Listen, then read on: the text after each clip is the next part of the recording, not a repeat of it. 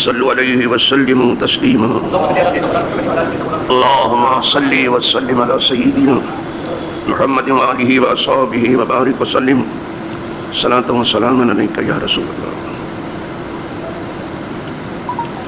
نحمدہ ونصلی ونسلم علی رسولہ الکریم اما بعد فاعوذ باللہ من الشیطان الرجیم بسم اللہ الرحمن الرحیم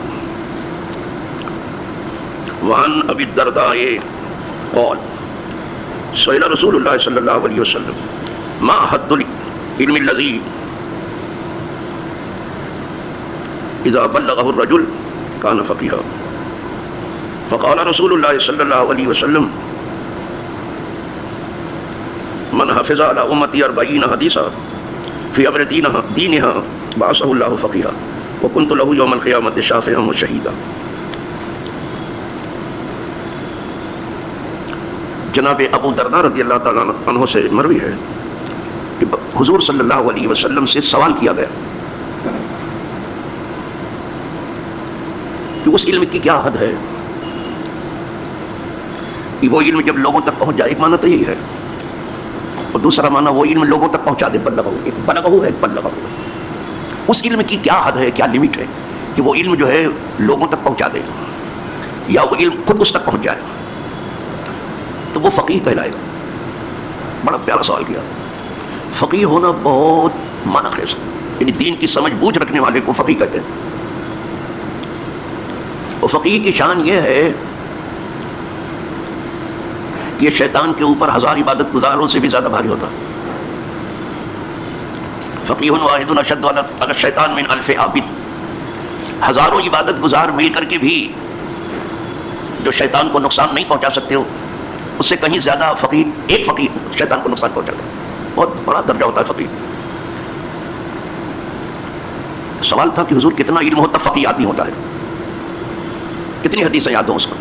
بڑا اچھا سوال کیا، کیا کہنا صحابہ کا، کیسا پوچھتے تھے وہ۔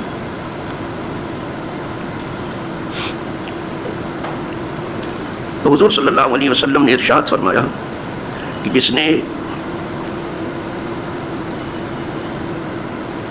یاد کیا یا جس نے پہنچایا میری امت پر 40 حدیثیں جو دین کے معاملے میں ہیں، تو اللہ اس کو فقیہ کر کے قبر سے اٹھائے، اس کو فقیہ کا درجہ دیا جائے۔ کچھ لوگوں کا تو سرنیم ہی فقیہ ہے، میں اس سے بحث نہیں کر رہا ہوں، یہ فقیہ الگ ہے، دینی سمجھ ہو جائے۔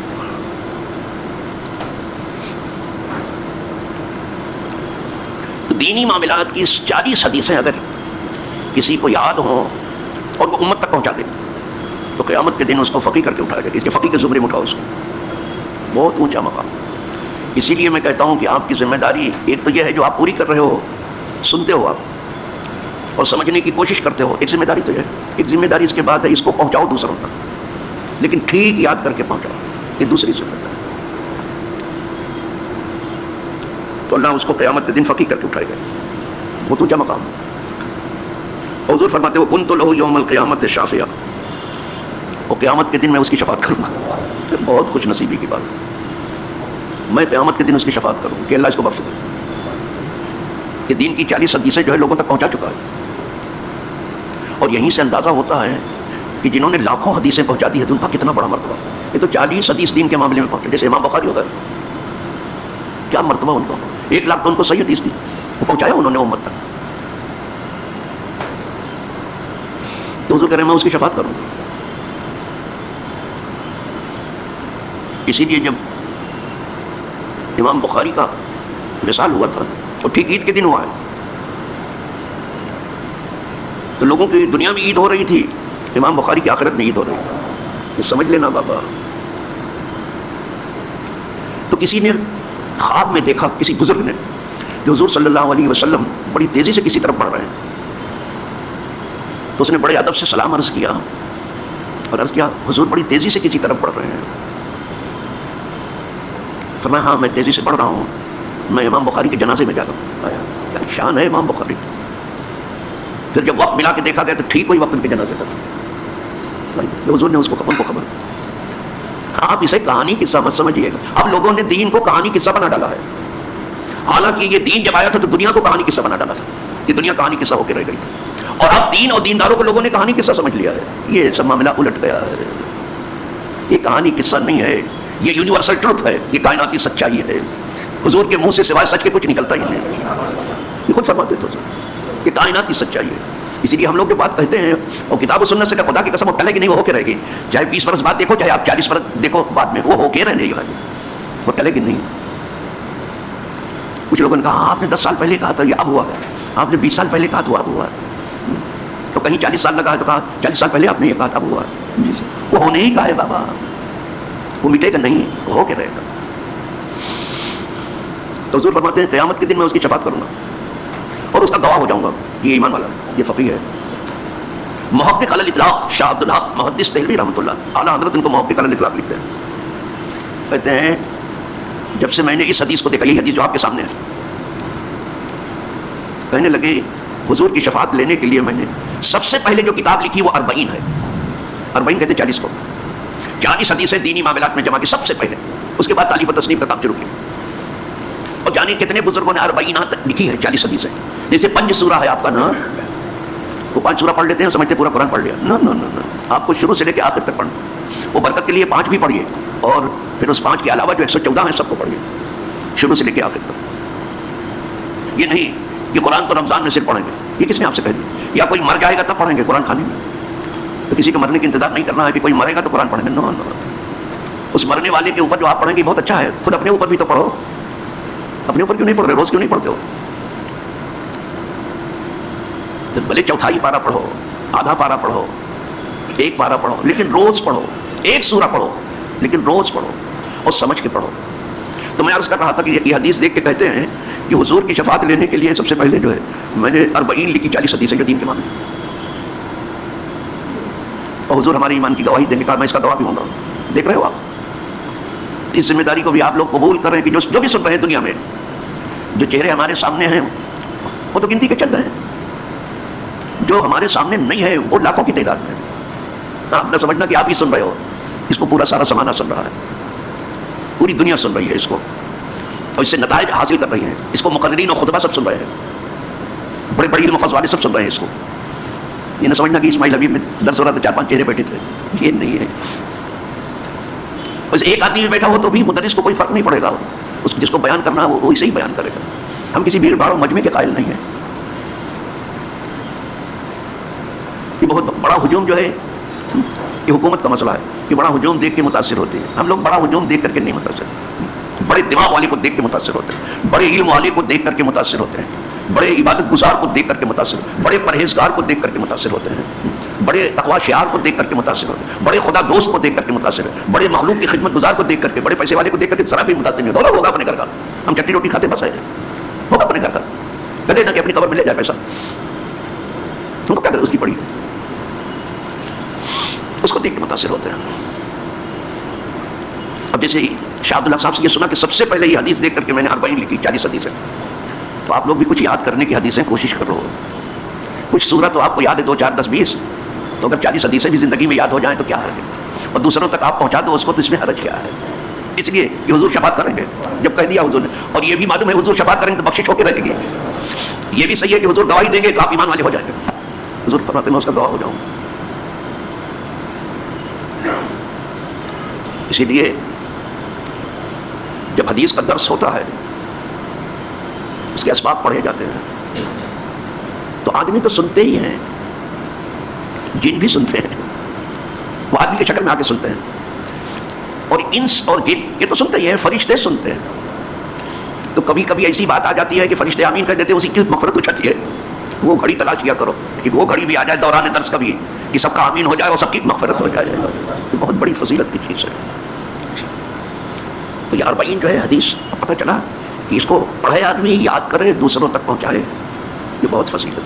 حضور چاہتے ہیں کہ دین دوسرے تک پہنچا دو. جیسے مالداروں کو کہا گیا کہ جو غریبوں کا حق ہے ان تک پہنچا دو، زکوٰۃ کی شکل میں، صدقہ فطر کی شکل میں، نفل صدقات کی شکل میں، وہ ان تک پہنچانے کی کوشش کرو. یہ مالداروں سے کہا گیا. تو علم والوں سے کہا گیا تم علم اپنا پہنچا دو. میں نہیں سمجھتا ہوں کہ علم والے سے زیادہ کوئی بڑا مالدار ہے. وہ بنیا ہوں گے، ان کے ہاں مال کی بات ہے، جیسے امریکہ بنیا ہے، سرمایہ دارانہ نظام انہیں کا قائم کیا ہوا ہے، اور دنیا اب اس نظام کو بدلنے کی فکر میں ہے، اور یہ بدل جائے گا. بنیا ہے وہ، اس لیے کچھ بنیوں نے دیکھ کر کے وہ رائے اختیار کر لی. بنیا ہونا الگ ہے، خریدو بیچو نہیں، علم والا ہونا الگ. علم سے بڑا مالدار کوئی ہو ہی نہیں سکتا. مال وہ ہے جو خدا تک لے کے چلا جائے، مال وہ نہیں کہ دنیا میں چھوڑ کے چلا جائے. وہ مال نہیں ہے. مال کہاں رہے گا دنیا میں؟ اس کو نہیں لے جا سکیں گے آپ. علم آخرت تک چلا جائے گا. یہی وہ علم ہے جو قبر میں آپ کے ساتھ سو جائے گا. مال نہیں جائے گا قبر کے اندر، مال نہیں جا سکتا، قبر کے باہر رہے گا، بلکہ گھر سے نہیں نکلا. یہ عجیب ساتھی ہے، بہت زیادہ اس کو بھاؤ دینے کی ضرورت نہیں. لیکن جینے کے لیے ذریعہ معاش ضروری ہے، اس میں آپ کوشش کرتے رہو، اس میں دوڑ دھوپ کرتے رہو. روزی حلال تلاش کرنے کے لیے دوڑ دھوپ جاری رکھو، ایک الگ چیز ہے. لیکن مال کو اتنا درجہ دینے کی ضرورت نہیں ہے. علم سیکھو، علم سے بڑی چیز کوئی نہیں. مال ہے، اس کی حفاظت آپ کو کرنی پڑے گی.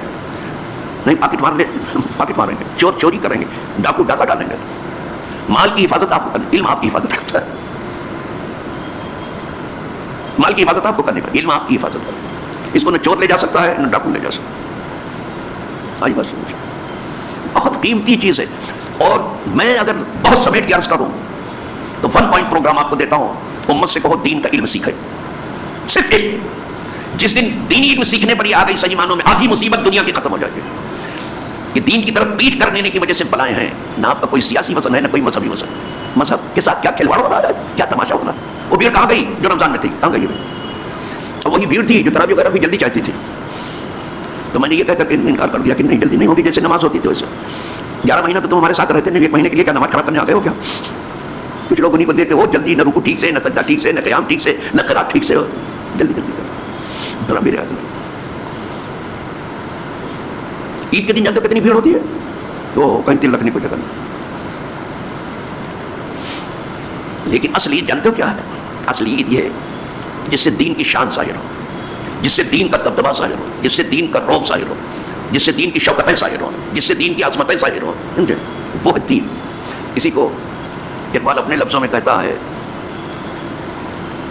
عید آزاداں شکوہ ملک دین. آزاد لوگوں کی عید یہ ہے کہ ملکی دبدبہ ہو اور دینی دبدبہ ہو. عید محکومہ ہجوم مومنی. اور غلاموں کی عید یہ ہے کہ ہجوم کر کے جمع ہو جاؤ. صرف مومنوں کو ہجوم دیکھ لو. عید کے دن کیا فائدہ جب آپ غلام ہیں کسی کی دنیا میں؟ کیا آپ کی عید، کیا غلاموں کی بھی عید ہوتی ہے؟ ان اہل عجم سے کہہ دو اور اہل عرب سے، حکمرانوں سے کہہ دو کہ پہلے آزاد ہو جاؤ، اللہ کے بندے ہو جاؤ، پھر خوب حج عمرہ خوب چاند سے کرتے رہے. اور ان سے بھی، اہل عجم سے بھی کہہ دو، پاکستان اینڈ کمپنی سے، کہ پہلے آزاد ہو جاؤ پھر عمرہ اور حج کی بات کرنا. پہلے امریکہ کے ہاتھوں آپ آزاد. یہ آپ کا کیا کوٹ ہے؟ کیا کوٹ ہے آپ کا؟ کیا حکومت ہے آپ کی؟ کیا ضمیر ہے آپ کا؟ کیا دین ہے آپ کا؟ امریکہ سے اتنا ڈرتے ہو اور خدا سے نہیں ڈرتے ہو؟ کل خدا کے سامنے کھڑا نہیں ہونا اور یہ نہیں پوچھے گا کہ ہمارے بندوں کو بیچ کر کے چلے آیا، ہمارے پاس کیا لینا چاہتے ہو؟ یہ کون سا دین آپ لے کے بیٹھے ہو؟ تحفہ ہے تمہارے اوپر، افسوس. تحفہ ہے تمہارے. اف لکم ولما تعبدون. افسوس تمہارے حال. چھوڑو اس کو. اللہ سے دعا کرو. اللہ نے سب کو آزاد پیدا کیا، آزاد رکھا. اللہ نے اپنے کرم سے ایمان و اسلام کی توفیق دے، اس پر زندہ رکھا. اللہ اس پر موت دے جسے ایمان کی موت، اسلام کی موت. اللہ مومنین اور مسلمین کے قدموں میں دفن ہونا نصیب کرے، اور اللہ انہی کے زمرے میں ہم تمام کا حشر و نشر فرمائے. وآخر دعوانا ان الحمد للہ رب العالمین.